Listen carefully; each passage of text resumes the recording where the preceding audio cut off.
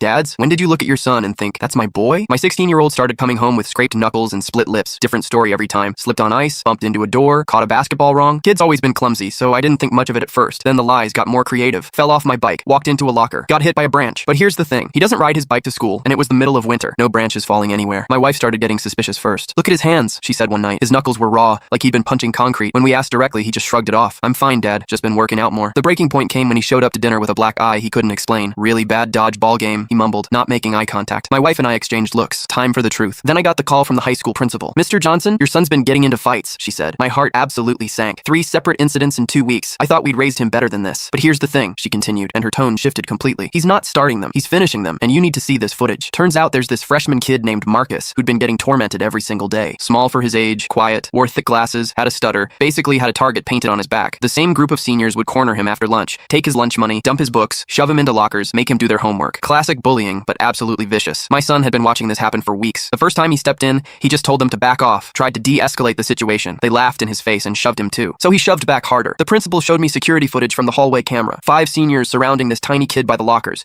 taking turns pushing him around like some sick game. Then my son appears at the end of the hall, sees what's happening, and walks straight into the middle of it. No hesitation whatsoever. Hey! He shouts, stepping between them and Marcus. 5-on-1? Real tough guys. The biggest one, probably 6'2" and built like a linebacker, gets right in his face. This doesn't concern you, Johnson. Walk away. Not happening, my son says, and I can see his jaw set in that stubborn way he gets when he's made up his mind. The linebacker throws the first punch, catches him right in the jaw. My son's head snaps back, but he doesn't go down. Instead, he steps forward and drops the kid with one clean uppercut to the cut. The other 4 scattered like roaches when the lights come on, the principal said. Your son helped Marcus collect his books, walked him to his next class, then went to the nurse for his split lip. Didn't say a word about what happened. This wasn't a one-time thing either. It had been going on for 2 weeks straight. Every single time they tried to mess with Marcus, my son would appear out of nowhere. He'd taken a beating more than once, but he kept showing up like some kind of guardian angel. The principal pulled up more footage. There's my son, 3 days earlier, taking on 2 seniors at once while Marcus escaped to class. Another clip from the previous week, him getting sucker punched but still managing to put one of them on the ground. Marcus's parents called me crying, she said. Their son actually wants to come to school now. First time in months he hasn't begged to stay home sick. When I picked him up from school that day, his face was a complete mess. Black eye, swollen jaw, bandaged knuckles, split lip. He looked like he'd gone 10 rounds with a heavyweight boxer and lost every round. Why didn't you tell me what was really happening? I asked as we sat in the parking lot. He shrugged, gingerly touching his swollen jaw. What was I supposed to say? Hey Dad, I've been getting into fights at school. You would have grounded me for life. You could have told me why you were fighting. He looked out the window for a long moment, watching other kids walk to their cars. Someone had to do something, he finally said. The teachers weren't doing anything real about it. They'd give the bullies detention, maybe suspension, and then it would get 10 times worse for Marcus the next day. That kid was getting absolutely destroyed every single day and nobody gave a damn. So you decided to give a damn? Yeah, he said, turning to look at me directly. I decided to give a damn. Marcus reminds me of how I was in middle school before I got bigger. Nobody stood up for me then either. That's when I knew. That's when I looked at my son, bruised, battered, suspended for fighting, facing possible expulsion, and thought, that's my boy. That's exactly my boy.